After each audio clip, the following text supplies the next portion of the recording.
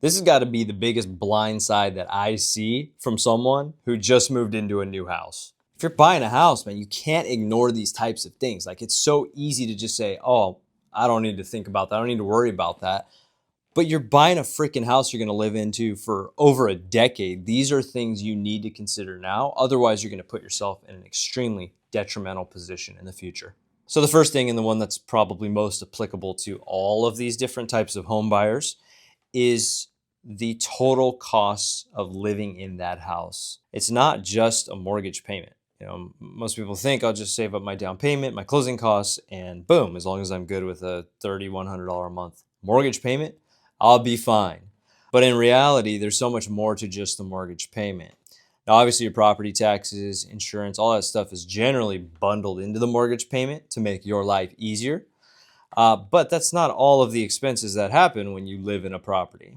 One of the big, most common shocks is when somebody goes into a new house and maybe they've been living in like an apartment and their utility bill is 3 to 4 times more expensive than what they're used to. It's something you have to account for.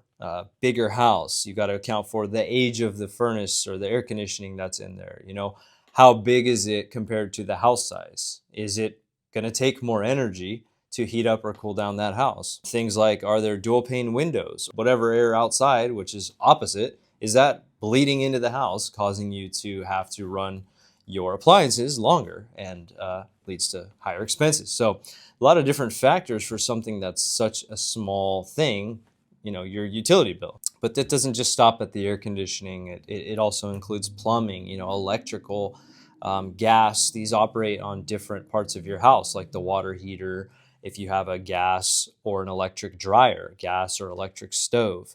Those types of things you should be aware of and do some research on how costly is the utility bill for that specific utility, gas or electric or even water, in your area, and do a little mental math just to give yourself a good idea of what to expect. That way you're not blindsided by a nasty bill the first month that you move into the house.